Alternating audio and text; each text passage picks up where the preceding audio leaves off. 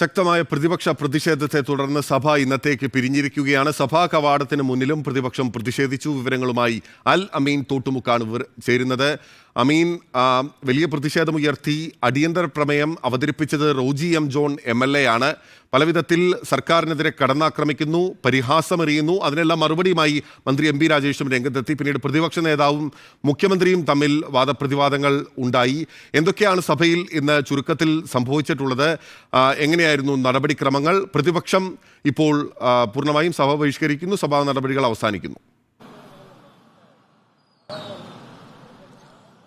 ബിന്നിലെ 15ാം കേരള നിയമസഭയുടെ 11ാം സമ്മേളനം തുടങ്ങിയപ്പോൾ തന്നെ പ്രതിപക്ഷം ബാർക്കോഴ വിവാദം സഭാതലത്തിൽ തൊടുത്തുവിടുകയായിരുന്നു. ഭരണപക്ഷത്തിനെതിരെ, 2 മന്ത്രിമാർക്കെതിരെ, മുഖ്യമന്ത്രിക്ക് നേരെയുള്ള ഒരു ആയുധമായിട്ടാണ് ആദ്യ ദിനം തന്നെ പ്രതിപക്ഷം ഈ വിഷയം അവതരിപ്പിച്ചത്. ശൂന്യവേളയിൽ റോജി എം ജോൺ ഈ വിഷയം കൊണ്ടുവരുമ്പോൾ പ്രധാനമായും പറഞ്ഞത് സംസ്ഥാനത്തെ മദ്യനയം തിരുത്തുന്നതിന് വേണ്ടി ബാറുടമകളും മന്ത്രിമാരും അതുപോലെ തന്നെ ഉദ്യോഗസ്ഥരും ചേർന്നൊരു വലിയ ഗൂഢാലോചന നടന്നു. അതിന്റെ ഭാഗമായിട്ട് നടന്ന നീക്കങ്ങളാണ് ബാർക്കോഴ ആരോപണമായി ബാറുടമയിൽ നിന്ന് പുറത്തു വന്നിട്ടുള്ളത്. ഇതിലൊരു സമഗ്ര അന്വേഷണം വേണമെന്നുള്ളതായിരുന്നു പ്രതിപക്ഷത്തിന്റെ ആവശ്യം. പക്ഷേ ഈ ആരോപണങ്ങൾ, പ്രതിപക്ഷത്തിന്റെ ഈ ആരോപണങ്ങൾ വകുപ്പ് മന്ത്രി, എക്സൈസ് മന്ത്രി പാടെ നിഷേധിക്കുകയായിരുന്നു. മന്ത്രി പറഞ്ഞത് ഏതെങ്കിലും തരത്തിൽ ബാറുടമകൾക്ക് ഒരു സഹായവും ഭരണപക്ഷം നൽകിയിട്ടില്ല എന്ന് മാത്രമല്ല, കഴിഞ്ഞ UDF സർക്കാരിന്റെ കാലത്ത് പലതരത്തിലുള്ള ഇളവുകൾ അന്നത്തെ സർക്കാർ ബാറുടമകൾക്ക് നൽകിയിരുന്നു. അത് ബാർ ഫീസ്, ലൈസൻസ് ഫീസ് വർദ്ധിപ്പിക്കുന്നതുമായി ബന്ധപ്പെട്ട കാര്യത്തിൽ, പിഴ ഈടാക്കുന്ന കാര്യത്തിൽ, ബാറുകൾക്ക് അനുമതി നൽകുന്ന കാര്യത്തിൽ, അങ്ങനെ പലതരത്തിലുള്ള ആനുകൂല്യങ്ങൾ അന്നത്തെ UDF സർക്കാർ ബാറുടമകൾക്ക് വേണ്ടി നൽകിയിരുന്നു. പക്ഷേ ഇപ്പോഴത്തെ സർക്കാർ കർശന നിയന്ത്രണങ്ങളാണ് അത് ലൈസൻസ് ഫീസിന്റെ കാര്യത്തിലും പിഴ ഈടാക്കുന്ന കാര്യത്തിലുമൊക്കെ നടത്തിയിട്ടുള്ളത് എന്നുള്ളൊരു വാദമാണ് മന്ത്രി ചൂണ്ടിക്കാണിച്ചത്. പക്ഷേ അതിനെ വിശ്വാസത്തിലെടുക്കാനോ മുഖവിലേക്കെടുക്കാനോ പ്രതിപക്ഷം തയ്യാറായില്ല. അവർ പറഞ്ഞത് നിലവിൽ ഉന്നയിക്കുന്ന ആരോപണങ്ങളോട് എന്തെങ്കിലും തരത്തിലൊരു മറുപടിയോ പ്രതികരണമോ മന്ത്രി നടത്തിയിട്ടില്ല എന്നുള്ളതാണ്.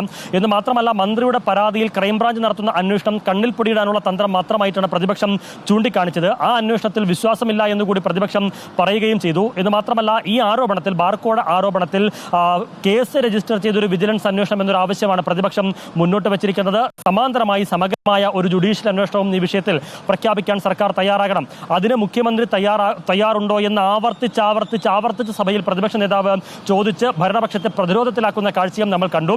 അപ്പോൾ മുഖ്യമന്ത്രി എഴുന്നേറ്റ് മറുപടി പറഞ്ഞത്, ഇല്ലാത്ത കാര്യങ്ങൾ കെട്ടിച്ചമച്ച് കേരളത്തിൽ എന്തോ സംഭവിക്കുന്നു എന്ന പ്രതീതി സൃഷ്ടിക്കാൻ പ്രതിപക്ഷം ഒരു പാഴ്ശ്രമം നടത്തുന്നു എന്നുള്ളതായിരുന്നു മുഖ്യമന്ത്രിയുടെ മറുപടി. എന്ന് മാത്രമല്ല, ഈ വിഷയത്തിൽ ആരോപണം ഉയർന്നപ്പോൾ തന്നെ മന്ത്രി പോലീസിന് പരാതി നൽകി. അതിൽ ക്രൈംബ്രാഞ്ച് അന്വേഷണം നടക്കുന്നുണ്ട്. ആ അന്വേഷണത്തിൽ കുറ്റം ചെയ്തതായി തെളിഞ്ഞാൽ അവർക്കെതിരെ കർശന നടപടി ഉണ്ടാകും. ക്രൈംബ്രാഞ്ച് അന്വേഷണത്തെ ആരും ഒരു തരത്തിലും തടസ്സപ്പെടുത്തുന്നില്ല എന്നുകൂടി മുഖ്യമന്ത്രി പറയുകയും ചെയ്തു. ക്രൈംബ്രാഞ്ചിന്റെ അന്വേഷണ റിപ്പോർട്ട് ലഭിക്കട്ടെ, അതിനുശേഷം തുടർ നടപടികൾ എന്നൊരു നിലപാടാണ് മുഖ്യമന്ത്രി സ്വീകരിച്ചത്.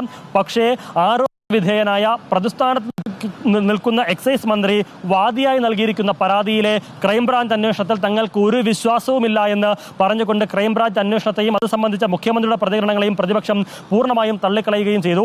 ഏതായാലും ഈ വിഷയത്തിൽ ഭരണ പ്രതിപക്ഷ വാക്പോലിൽ സഭാതലം പ്രക്ഷുബ്ധമായി. പിന്നീട് സഭ ബഹിഷ്കരിച്ച് സഭയുടെ നടുത്തളത്തിലേക്ക് ഇറങ്ങി പ്രതിപക്ഷം.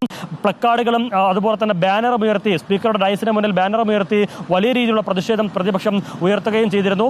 പിന്നീട് മറ്റു നടപടികൾ സഭ പൂർത്തിയാക്കിയെങ്കിലും ശ്രദ്ധ ക്ഷണിക്കൽ ഉൾപ്പെടെ, സബ്മിഷൻ ഉൾപ്പെടെ, മറ്റ് റിപ്പോർട്ടുകളുടെ അവതരണം ഉൾപ്പെടെ, ബില്ലുകളുടെ അവതരണം ഉൾപ്പെടെ പൂർത്തിയാക്കിയെങ്കിലും ഈ നടപടിക്രമങ്ങളെല്ലാം സ്പീക്കർ തിരക്കിട്ട് പൂർത്തിയാക്കി സഭ ഇന്നത്തേക്ക് പിരിഞ്ഞതായി പ്രഖ്യാപിക്കുകയായിരുന്നു.